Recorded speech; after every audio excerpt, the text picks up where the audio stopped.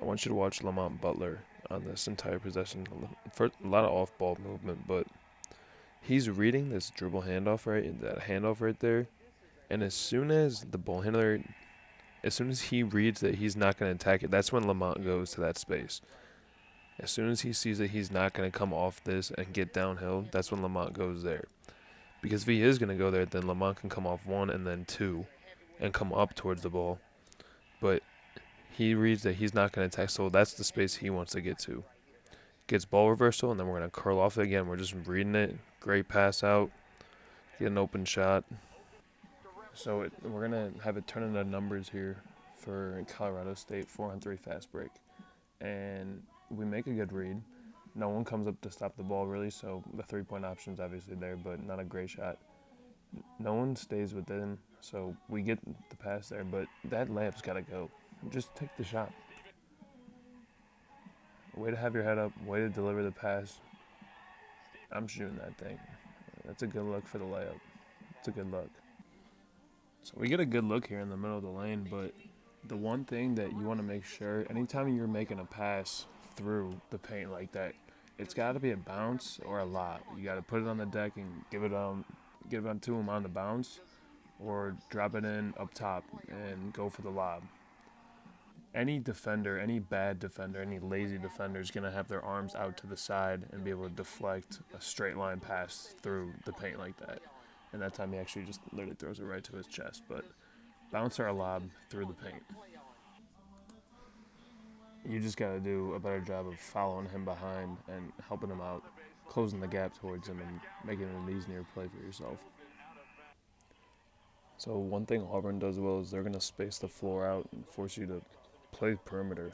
We get a high ball screen, and I want you to pay attention to this backside action. These two guys down here, they have a big area on the court to work with because these guys are playing so tight.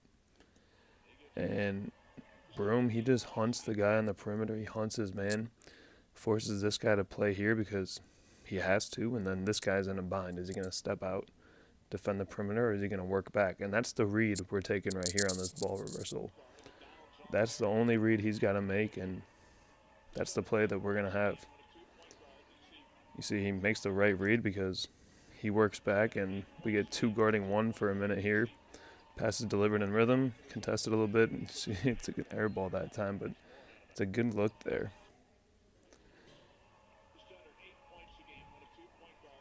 Whole backside action is wide open. It's an interesting play here for Auburn. We get a high ball screen, pick and pop with Broom, and it's also an exit screen action. Anytime there's a cross screen sort of action on the baseline going that way, I call it an exit action. So we get a ball screen exit action on the baseline, and it's a good job from this guy right here to seal it on the switch. They switch it on this backside action, and he's gonna seal him towards the rim. He gets good position there, and the pass is delivered, but obviously that's not really a good shot there. The other thing I want to point out is that KD Johnson right here, after the switch, the last thing you want to do is clear out. You have this guy on your backside right now, and your guy leaving you, which means you're in position to score this. If you stay right here, this is open area right here. You might be open, but you clear out, and then we don't even have that option. Auburn is going to do a really good job to overcome a bad gamble right here. Chad Baker leaves his man entirely, and you see these two guys are going to communicate. You can see them put their arms out. They're saying, "We got the backside. We got these two." He's saying, "I got him." If the ball goes there, we're all right now. Despite this, he's going to work back, and then it's a good job. Just Trey Donaldson to find the open guy. He's going to bail out on this guy. We match up. Trey Donaldson gets there. He steps up. We got four guys swarming to the ball despite a bad gamble. We overcome the bad gamble with good communication and relentless pursuit of the basketball, just making multiple efforts and really good defense. Iowa State with the sixth-ranked defense coming into this game a couple weeks ago in March. And one reason for that is look at the backside communication from boom, boom, and boom. He's pointing out his guy. he is making sure that we're matched up the whole time. And another thing is that if we need a switch, we can talk through it. Switch it out of the corner. Always want to, anytime there's a guy coming up towards the ball or with the ball, just have this guy switch out of the corner. We can just have the guy who's already up at the top start guarding the guy that's going to be in the more threatening position. So we talk through it. We're matched up the whole time. We have good off-ball defense, and we keep everything in front. Keep it out of the paint. Keep it out of the middle. We don't allow anything easy. Get a great trap here. Looks like it's going to be a turnover. And just active hands. Relentless effort. BYU, one of the best three-point shooting teams in the country. So they're going to keep it spaced over here on the backside. You see we got 3 shooters wide. And this big is pretty much going to have the whole side of the court to work with once we get it into them. Definitely have a mismatch here, so the help comes late. What I want to point out, though, is this a screen? At this point, the guy who's guarding you is the closest guy to this guy who's coming to get the ball. Just you have to screen your own guy on this play. Not be worried about hunting this guy. Your guy is the one who's going to go step out. You got to screen your own guy on this one, but it's a missed opportunity. They find him eventually. This is what Iowa State's going to do for 40 minutes in the tournament. It's Taman Lipsey attacking the rim, then pursuing the ball, making a play on the other end. Then once he gets back on this end, he's going to do the same thing he just did and just relentlessly attack the rim. They attack the ball and on defense and attack the rim on offense for 40 minutes. And they got 5 guys who are willing to do it. So this is BYU, pretty much their MO. Drive and kick. They're going to make the defense suck into the paint and then hopefully find someone on the perimeter that's going to knock a shot down. They get 3 opportunities on this possession here, and they finally get one from the top to go here. But they're going to do this as well for 40 minutes and just continue to try and hunt shots from deep and relentlessly try to get the defense sucked into the paint to open up the perimeter. So this is some great team defense here from Grand Canyon. They got St. Mary's in the first round of the tournament. Watch Colin Moore, number 8, right here. He's going to force this ball handler to the baseline no matter what. The way his body's positioned is telling the guy with the ball, you can't go right now. I'm not going to let you go right. So we're going to force him to the baseline, and we're in really good help side all the way around. This guy's in the paint here. His man is looking to get further out to kind of stretch the floor. But we got the help guy in a good spot here, forcing baseline. We got the help guy stepping up to help the helper can step up here for a dump off. And then we got 2 playing these 3 guys on the backside, basically. These 2 in white are playing those 3 red guys on the perimeter because we have these 3 stopping the ball. And we just keep good ball pressure the entire time, good defensive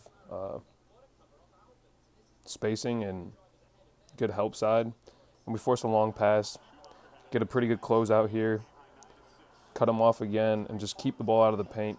Keep the ball out of the paint, force a long one. Oh, man. Now, granted, this game just started, and I haven't really watched a whole lot of Grand Canyon basketball this year, but I'm liking what I'm seeing. I mean, they had a couple perimeter shots not fall early.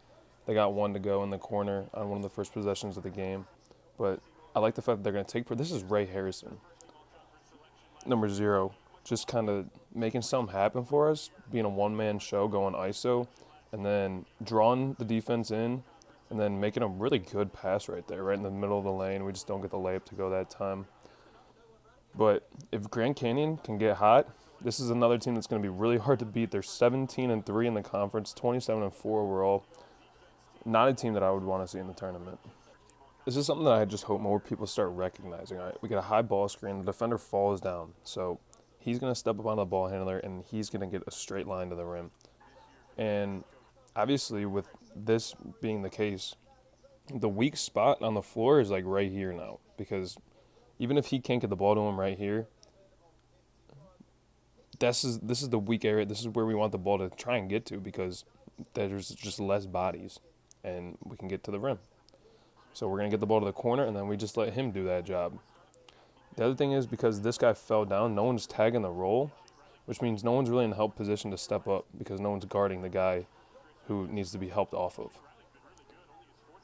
So just good awareness. I would hope like kids and people who love the game of basketball just start to recognize spacing and the fact like this is the open area in the court.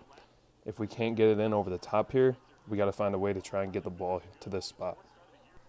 All right, so there's a couple things I want to point out here in the Seattle U Grand Canyon. Just this possession here, it's great defense from Seattle. The guys in red the whole way. They're running through screens here. They're kind of helping out on that closeout and running through screens again. We get a switch. Come out and defend it as well above the three-point line. Just being tough and playing as a team and playing good defense. All right, the other thing that I wanted to point out, though, great block, is on these cuts, Grand Canyon isn't doing a terrible job of setting them up or hitting their guys. Like, they're doing a pretty decent job of making good physical contact on the screens, and then watch how he sets it up. Like, gonna inch down this way to the left and then bolt off it to the right. Like, doing a decent job. Seattle's just relentless in their pursuit of running through screens. Same thing again here. I missed it. That guy out of the corner. He sets it up, and then this guy does a good job to set it up as well. Maybe could have done a little bit better to get a little bit deeper and create a better angle towards the top, coming back towards the ball now. Maybe been able to get a little bit deeper towards the basket, but yeah, you probably want to get deeper than that. But we're doing at least some setting up, and we're making good contact. We're going to run them into this next one too, but Seattle's just doing it's good defense. All right, this dude's lost, 25. We're going to do guard the ball screen. We're showing a little hedge. This is all you need, though. Hedge and get back. Your guy's working on getting back in front. We got the help side, guard-to-guard action here. Number 5, he can step in front if this guy's really going to come off this and get downhill. But you need to get back to your guy. You need to get back to your man. We're showing the hedge and then getting back out. You go for a damn near full double team, and then you're lost getting back. And this guy doesn't do a very good job of helping you out. It's a pretty easy read. And, yeah, you're just lost. So you'll hear a lot of coaches say that you got to make a decision within the first half a second of catching the ball. And you're either going to catch and shoot, catch and pass, or catch and rip and drive to the hoop. And we had guys out of position on this catch. It was a ball reversal from the other half of the court. And this guy, he's behind the guy in the black, he's still getting back. This guy, we only have one guy on this whole side of the court. If you drive left here, you draw him in, you can get a kick out. You draw him in, or if you get past him, you draw this guy in, you get a little bounce pass here. But we just take too long to make a decision.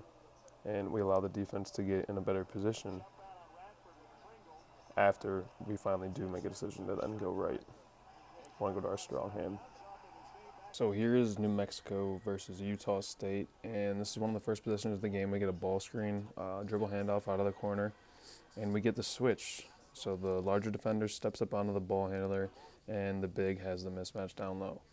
Now, what I'd like to see here from the guard is simple. Just create some more space with the pullback dribble, and don't let that big man affect you so much when you're trying to force a pass through the lane.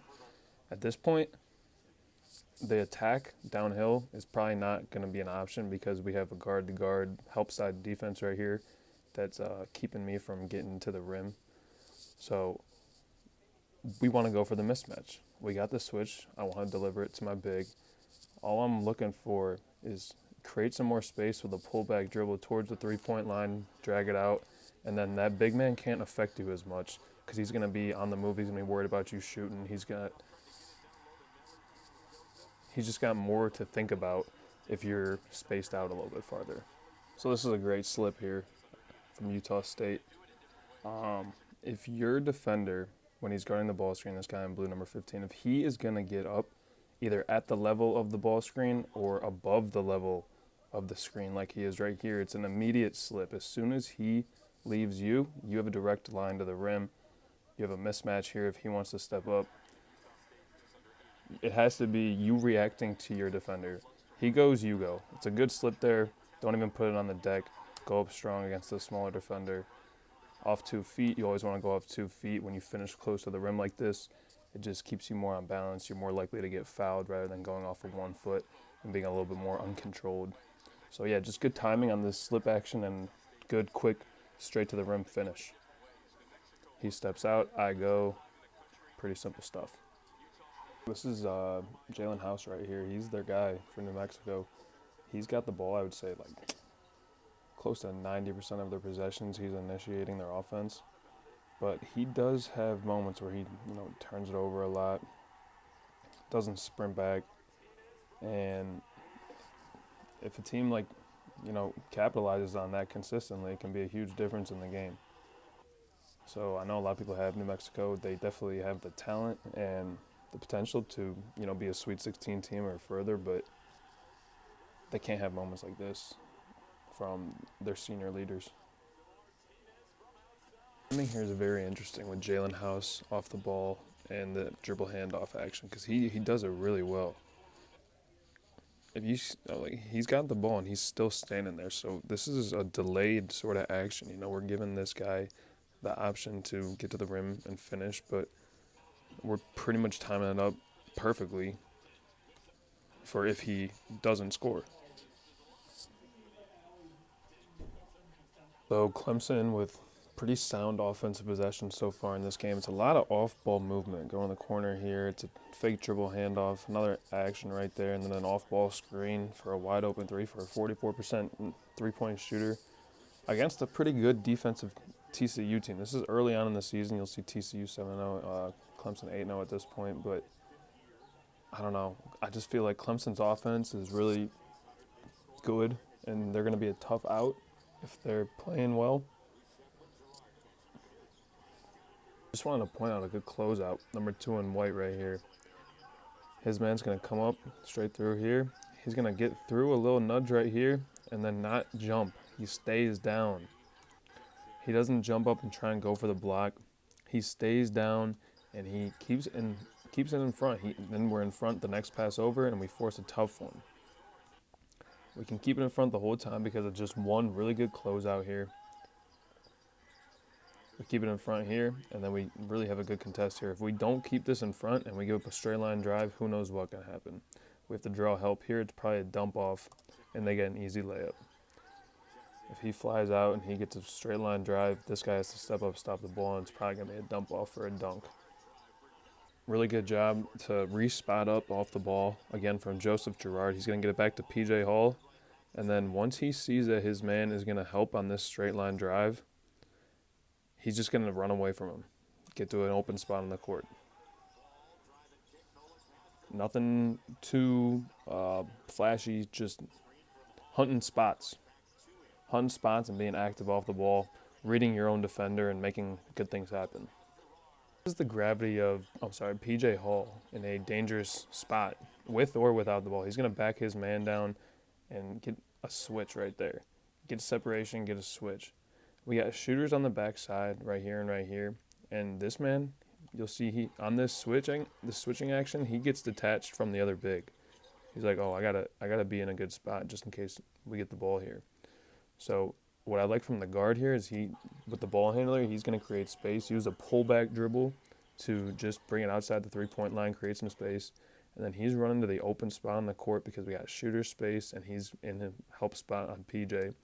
PJ does a great job to keep position, though. And it's a hell of a pass. Don't really know how it got through the lane there, but anytime you are gonna make a pass through the lane, put it on the deck or lob it up over the top. That's through 4 guys right there. If you're making a pass through the lane, it has to be a bounce pass or it has to be a lob over top.